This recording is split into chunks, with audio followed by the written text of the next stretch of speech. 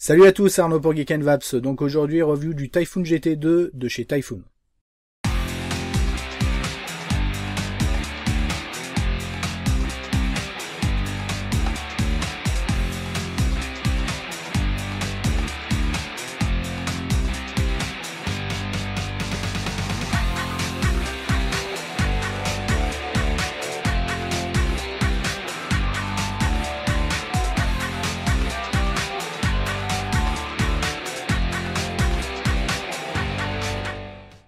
Donc le Typhoon GT2 est un atomiseur reconstructible qui fait suite au Typhoon GT premier du nom que j'avais pas testé. Alors j'avais testé comme ça, mais je l'ai pas eu, donc je peux pas vraiment comparer par rapport au GT premier du nom.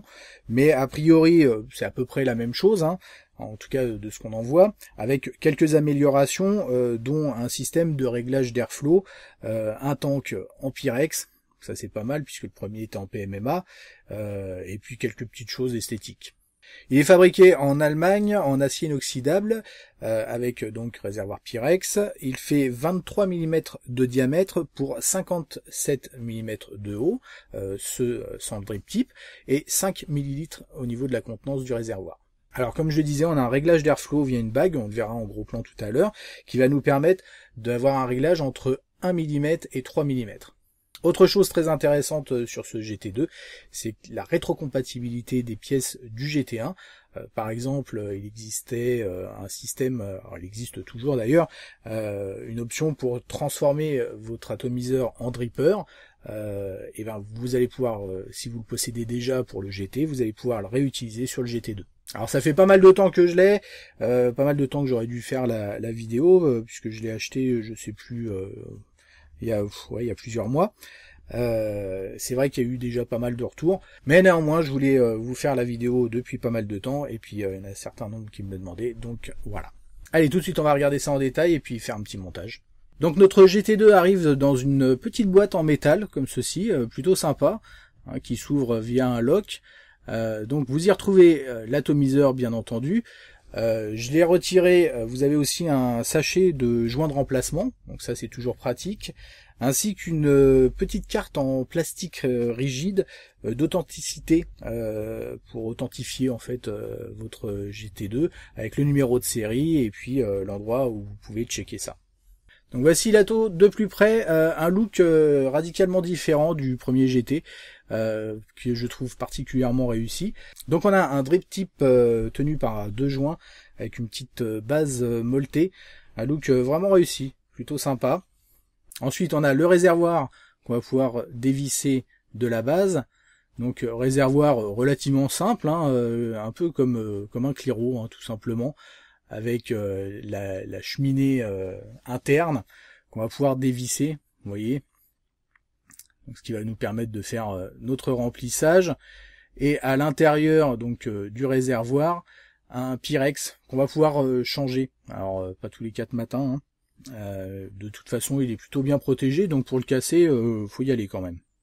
Ensuite on va avoir la chambre d'atomisation avec la partie supérieure qu'on va pouvoir dévisser, donc encore une fois molleté, donc avec un petit dôme, petit joint.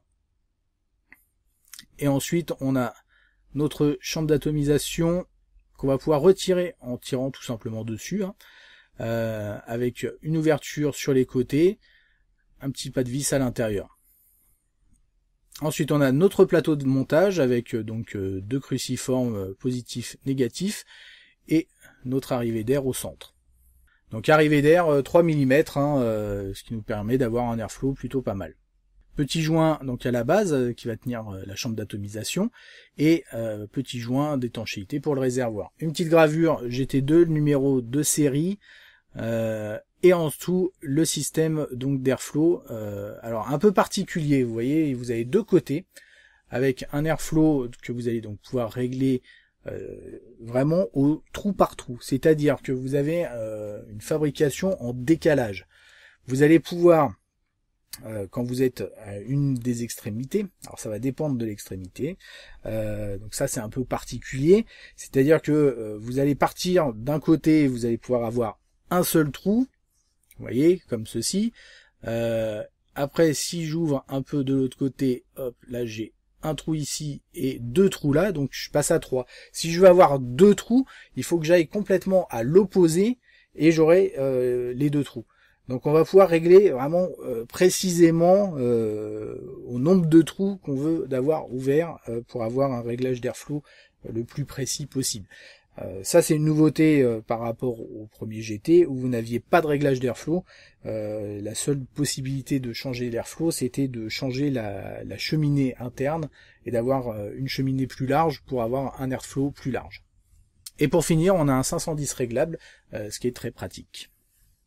Alors vous avez différentes options possibles avec le GT2, dont une chambre d'atomisation avec une arrivée plus large. Vous voyez, elle est au moins 1 ou 1 millimètre et demi en plus large.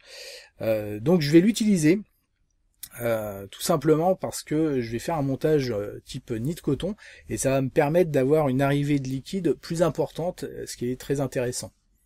Donc on vient repousser notre chambre d'atomisation vers le bas, ce qui est très pratique pour pouvoir faire notre montage.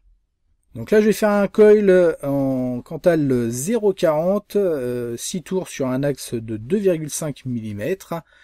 Je vais bien sûr venir réespacer les spires pour avoir un peu plus de saveur. Ensuite on vient mettre en place notre coil, donc très simplement, franchement c'est hyper simple, très pratique, les vis tiennent bien, le 0,40 pose aucun problème. Une fois bien mis en place, on vient retirer le Cantal excédentaire, et on vérifie, une fois la cheminée bien mise en place, si notre coil arrive au bon niveau. Allez, on va regarder ce que ça nous donne en ohm, et on est à 0,77, donc nickel. On va venir faire chauffer notre fil pour virer toutes les impuretés, toujours sans le faire rougir. Sur du Cantal, ça se fait bien, donc pas la peine de le faire. Donc ensuite, on va mettre notre coton. Donc on va mettre une bonne dose, puisque là, on va faire un montage en nid de coton. Montage que j'avais vu donc déjà il y a quelques temps en vidéo qui faisait suite à une discussion, je crois, sur un forum. Donc vidéo réalisée par Chexa, donc Thomas, petite dédicace, et qui fonctionne très bien. Ça va vous permettre de régler le problème d'éventuelles fuites. Alors, fuite, on n'en a pas forcément, suivant comment on va faire notre montage, mais c'est vrai que pas mal de personnes ont des soucis effectivement de fuite avec un montage classique.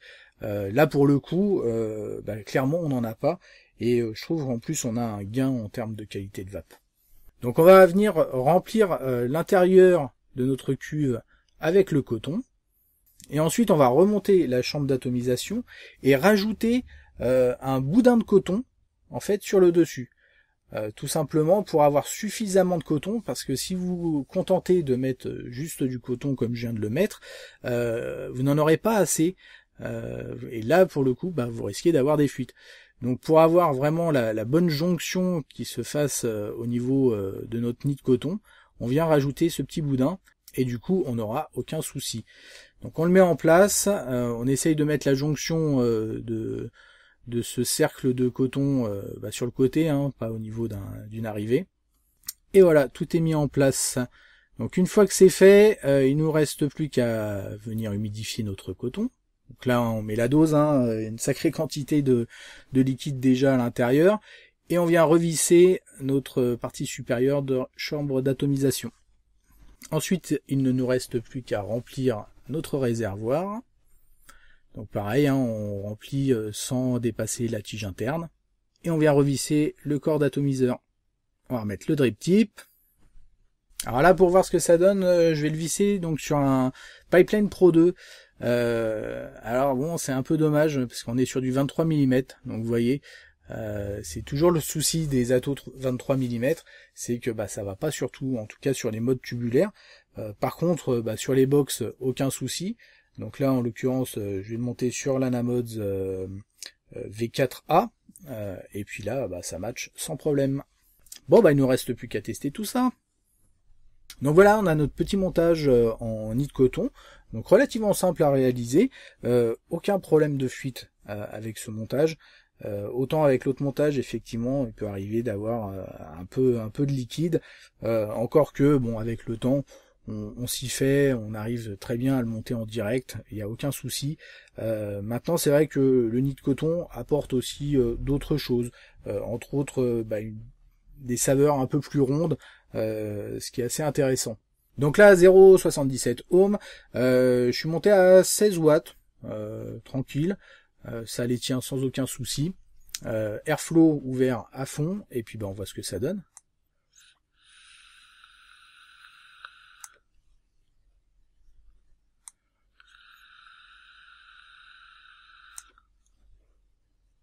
Ça fonctionne très très bien. On a une très bonne restitution des saveurs. Après, on a un airflow qui est relativement aérien, mais ça reste pour moi assez léger, ouvert en grand. On a quelque chose quand même qui est pas non plus ultra aérien, mais ça fonctionne très bien et les saveurs derrière sont là. Le nid de coton fait bien son office, on a une vape qui est plutôt riche. Là je suis sur un Mr Good Vape, donc un truc pas forcément en plus énorme en VG, mais j'ai passé pas mal de liquides plus gourmands, etc. et ça passe très très bien. Oui, de mémoire, l'ouverture justement au niveau de l'arrivée de liquide optionnel, c'est 3,2 mm, donc on a quelque chose de plus important que celui d'origine. Et du coup sur le nid de coton, on n'a pas de problème à ce niveau-là, et ça vient au contraire alimenter plus facilement notre nid. D'ailleurs, on peut monter sans aucun problème un peu plus. Alors, on va pas pouvoir monter à des 30 watts, mais là, je monte à 18 watts par exemple.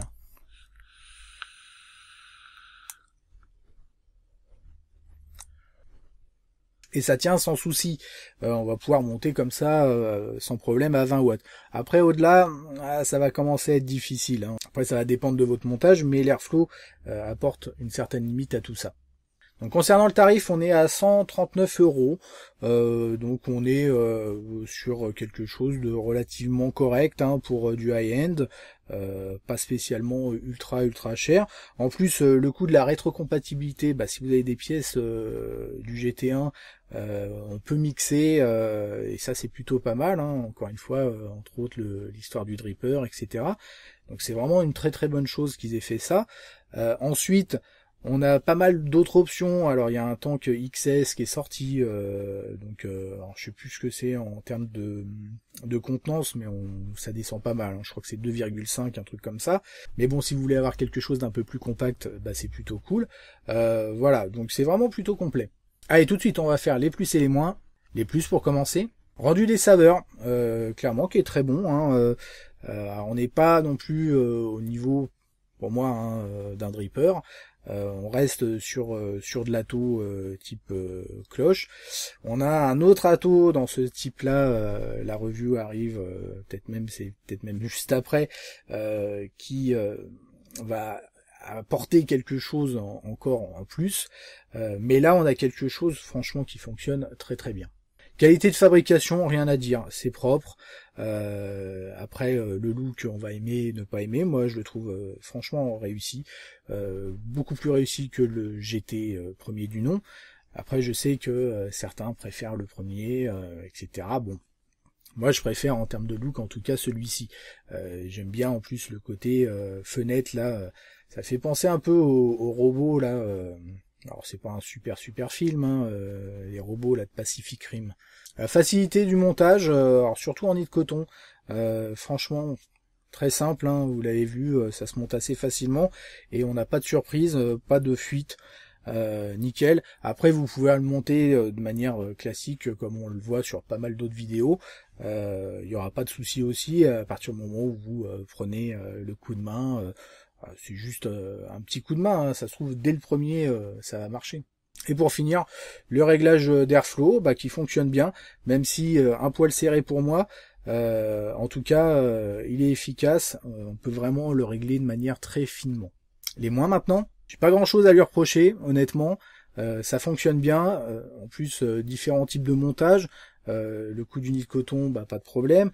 Après effectivement le montage classique en direct demande un petit temps d'adaptation, suivant les personnes. Il y aura des personnes, ça ira directement. Il y en a d'autres, ça galérera un petit peu. Mais bon, ça le fait quand même facilement.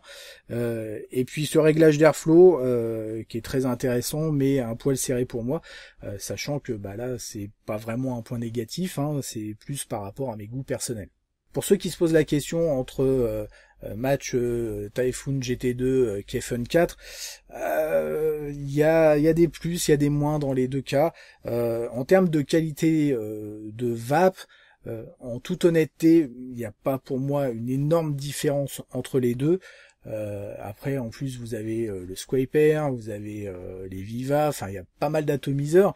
Je referai peut-être une vidéo pour donner, je sais pas, mon classement personnel, on va dire. Mais pour moi, il n'y a pas non plus, c'est pas comme j'ai pu voir sur certains. Il y a des pros Typhoon, il y a des pros Kayfun. Quand le Typhoon GT2 est sorti, on dit ah mais c'est énorme par rapport au Kayfun 4. Il y en a d'autres c'était l'inverse. Donc c'est vraiment suivant les goûts de chacun. En tout cas moi personnellement entre les deux, en termes de qualité de vape, j'ai pas non plus senti de grosses différences. En tout cas c'est un très bon atomiseur. Vous pouvez y aller les yeux fermés. On se retrouve très rapidement pour de nouvelles aventures. Merci d'avoir regardé cette vidéo. N'oubliez pas de signer la pétition de l'EDUS ou de participer à l'EDUS. Et en attendant, une très bonne vape à tous.